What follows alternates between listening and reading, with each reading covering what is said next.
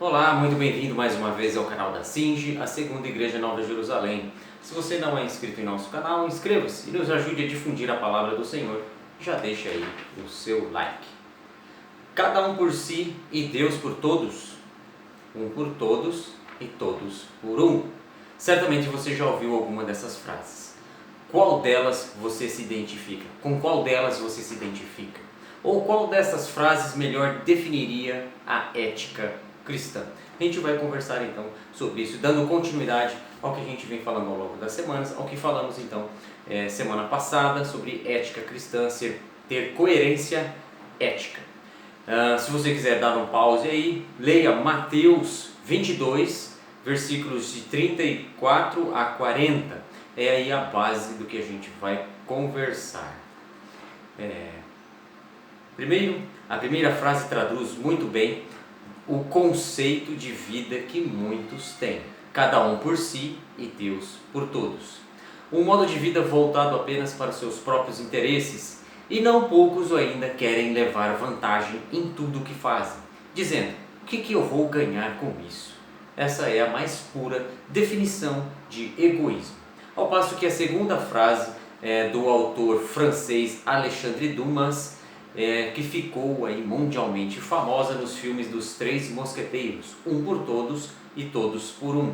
Esta frase expressa uma máxima universal que representa a união de todos num só objetivo. E esta sim é uma frase que traduziria muito bem a ética cristã, aquela definida por Jesus no meio dos evangelhos, se você leu aí em Mateus, do capítulo 22, verso 34 a 40. E essa é uma frase que contundentemente contraria a vida egoísta que muitos levam, pois o modo de vida de Jesus, ele nos ensina, e este modo de vida é centrado no amor e deve nos direcionar a ter uma vida de forma, ou viver de forma altruísta. É isso que Jesus deixou para nós, viver para o próximo. A ética cristã está fundada no amor, e Jesus resumiu os mandamentos em amar a Deus sobre todas as coisas e ao próximo como você ama a si mesmo. Aí, desta forma, não há espaço para o egoísmo. Veja o exemplo de João, o discípulo amado. Ele escreveu assim em 1 João 4, verso 20 ao 21. Se alguém diz: eu amo a Deus, mas odeia o seu irmão, é mentiroso. Pois quem ama a seu irmão a qual viu, quem não ama seu irmão a qual viu, como pode amar a Deus que não viu? E de Jesus temos este mandamento, que quem ama a Deus, ame também a seu irmão. Um bom exemplo disso, de ser altruísta, é a parábola que Jesus deixou, a parábola do bom samaritano. Essa parábola exemplifica muito bem o que é ser altruísta.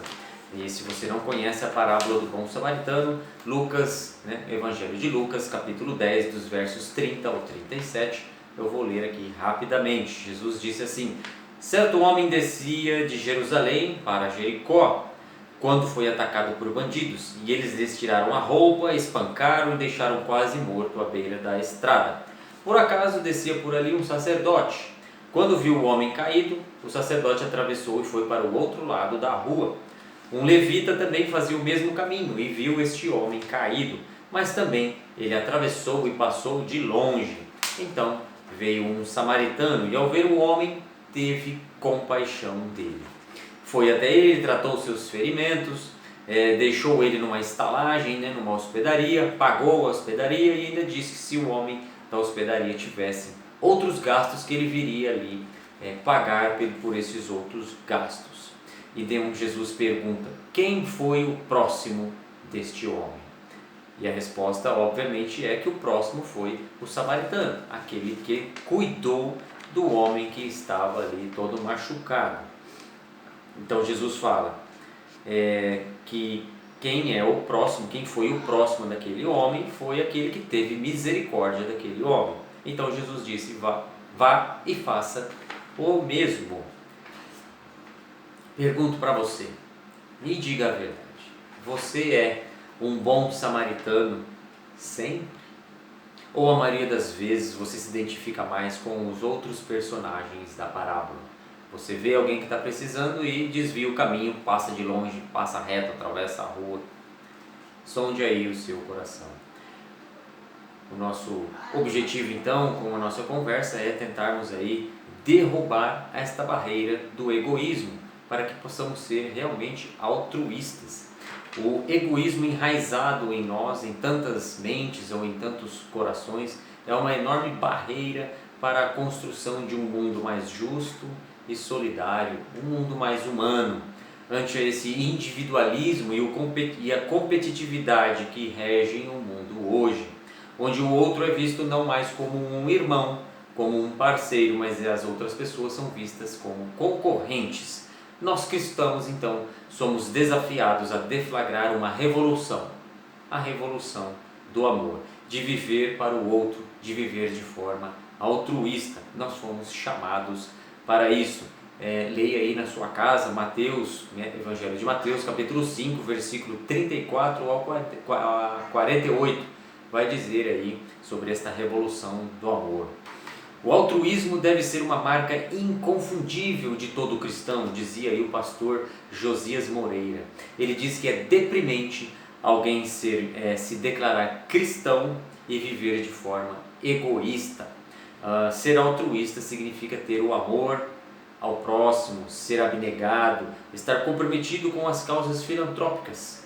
Isto é o oposto do egoísmo. O altruísmo deve ser a marca evidente do testemunho de um cristão. Diz em Mateus 5:16: Assim, resplandeça a vossa luz diante dos homens, para que vejam as vossas boas obras e que glorifiquem a Deus Pai, que está nos céus. As suas boas obras devem ser vistas. O evangelho que vivemos e pregamos, na maioria das vezes, se mostra apenas conceitual e teórico, e nada altruísta, para não dizer hipócrita. Nossa solidariedade não se deve limitar à comunidade ou à igreja aí que você frequenta, que você pertence. Você já experimentou perguntar ao seu vizinho quais são as necessidades dele? Já experimentou fazer isso? Reflita aí na sua vida, reflita antes de dormir, em algum momento, pare para pensar e avalie de que forma você está vivendo. Será que você está vivendo de forma ética, conforme o reino de Deus? Ou será que você não está aí vivendo simplesmente de forma ou conforme o curso deste mundo? Eu vou ler aqui, 2 Timóteo, capítulo 3, do versículo 1 ao 5, o que Paulo diz a respeito disso. E ele diz assim: saiba que nos últimos dias haverá tempos muito difíceis. Será que é o tempo que a gente está vivendo agora? E ele continua: porque as pessoas só amarão a si mesmas e ao dinheiro.